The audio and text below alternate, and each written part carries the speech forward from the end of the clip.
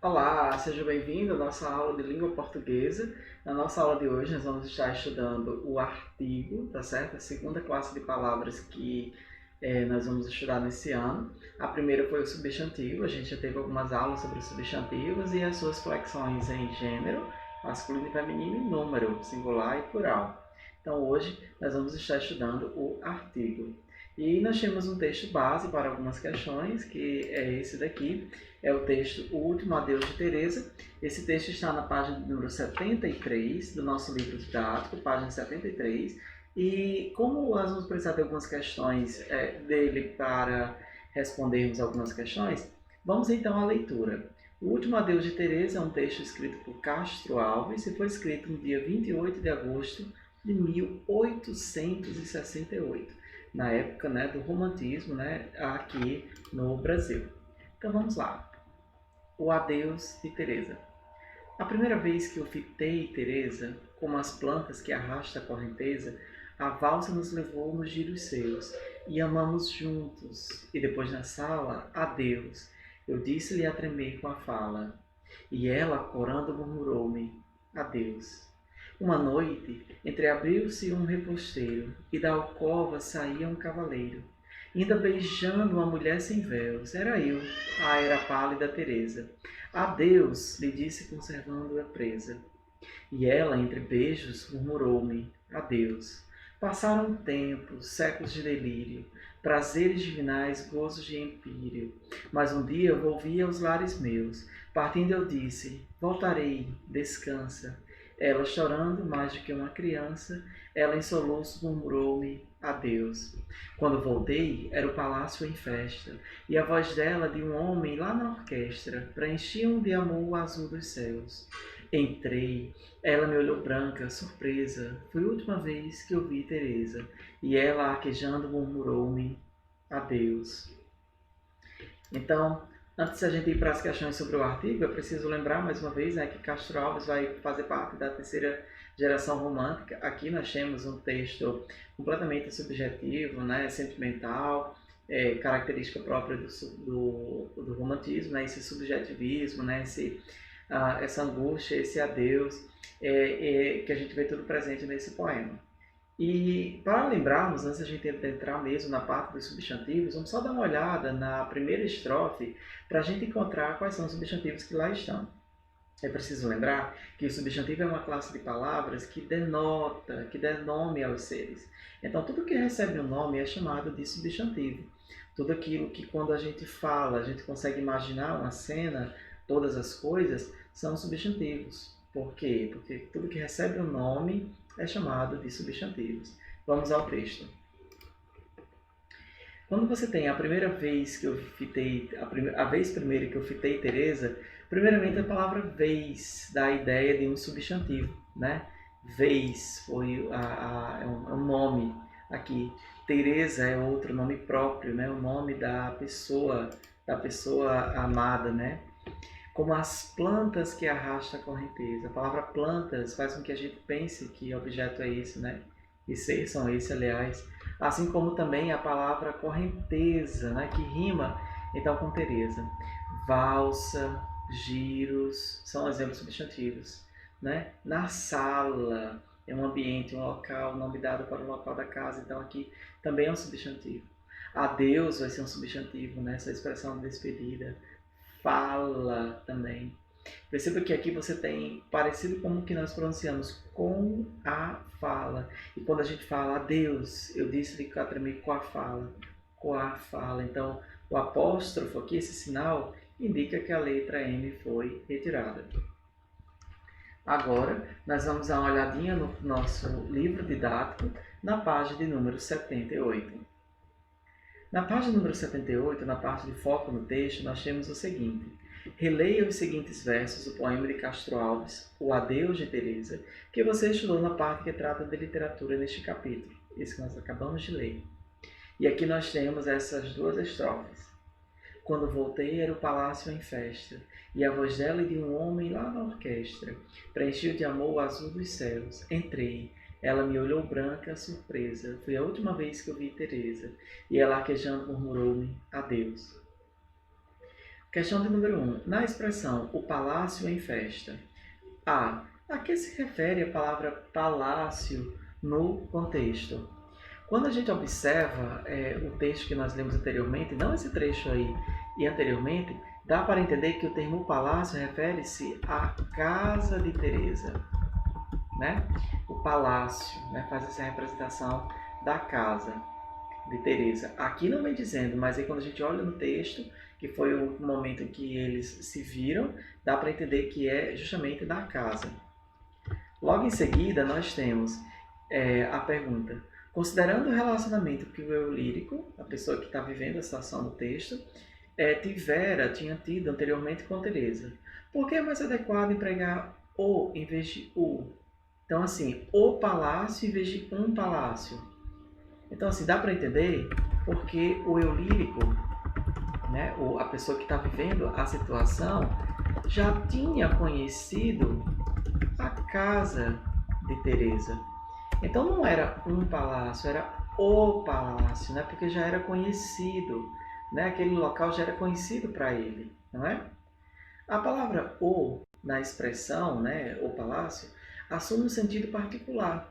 Identifique esse sentido entre as opções a seguir, escreva em seu caderno. Então, quando nós temos, quando voltei era o palácio em festa. O palácio em festa refere-se a todo o, algum palácio ou nenhum palácio. É bem verdade que nesse caso aqui refere-se ao termo todo o palácio, né? Fazendo referência a toda a casa de Teresa, um ambiente que eles já tinham se encontrado. Na questão de número 2, nós temos, no trecho, a voz dela e de um homem.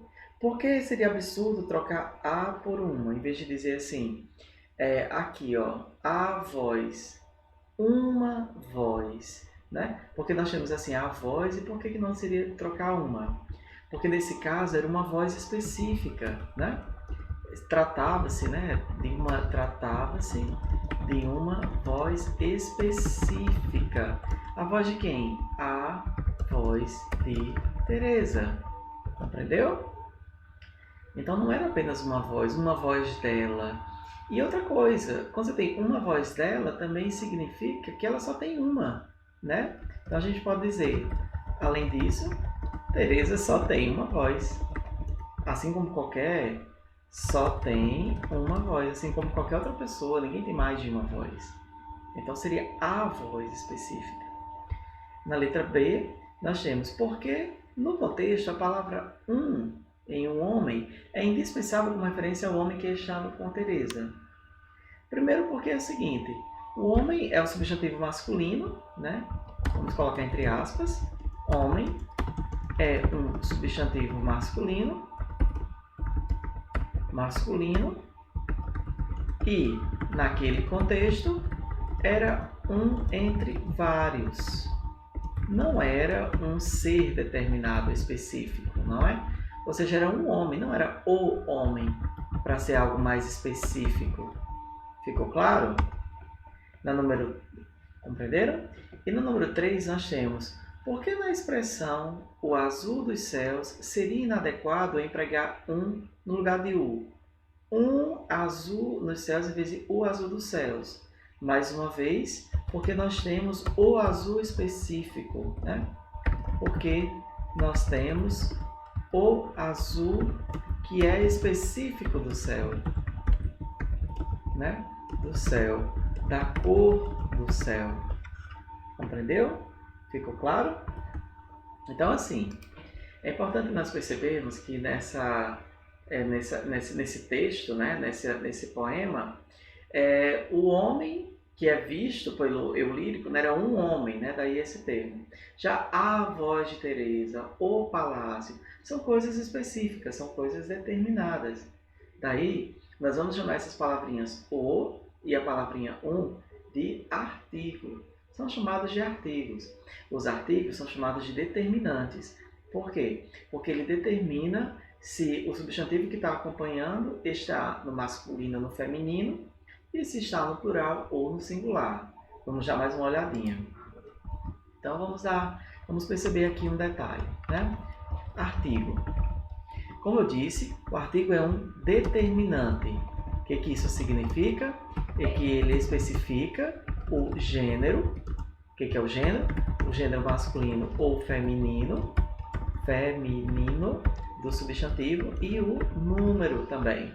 E o que significa mesmo o número? Se é singular ou plural do substantivo. Então, vamos ao exemplo. Quando você tem a palavra palácio, nós não falamos a palácio, nós falamos o palácio. Palácio é um substantivo masculino, então nós podemos dizer o palácio, não é? E também já no singular, não é palácios. Se fosse palácios, nós diríamos os palácios, não é?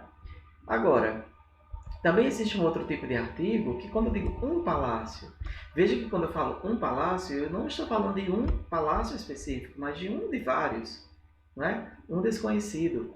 Daí, nós podemos dizer que o vai ser o que nós chamamos de artigo definido e um vai ser o artigo indefinido. É o mesmo caso. Quando eu digo assim, um menino entrou aqui há pouco.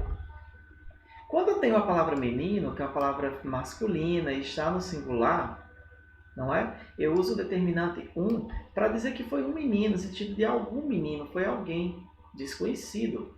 Eu não sei qual menino você está falando. É o mesmo exemplo quando eu digo assim, você assistiu, na lei de norma culta, o verbo assistir ele é acompanhado pela preposição a. Então, se eu disser, você assistiu a novela ontem, tem um sentido diferente de eu perguntar, você assistiu a uma novela ontem? Quando eu faço a primeira pergunta, você, que é meu interlocutor, para quem eu estou falando, sabe a qual novela eu estou fazendo referência. A novela específica, eu não preciso dizer. Já quando eu pergunto, você assistiu a uma novela, eu não quero saber se você assistiu a uma novela específica, mas a qualquer uma. Por quê? Porque eu usei o artigo indefinido uma. Assim, nós podemos dizer que o artigo pode ser classificado em definido ou indefinido. Os definidos são o masculino, a feminino, os masculino plural, as feminino plural. Esses são os definidos.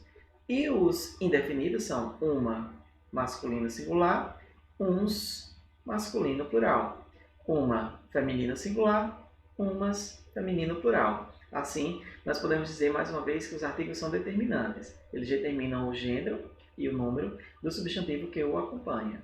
Compreenderam? Então, fica aqui a nossa aula de hoje. Até a próxima. Tchau, tchau.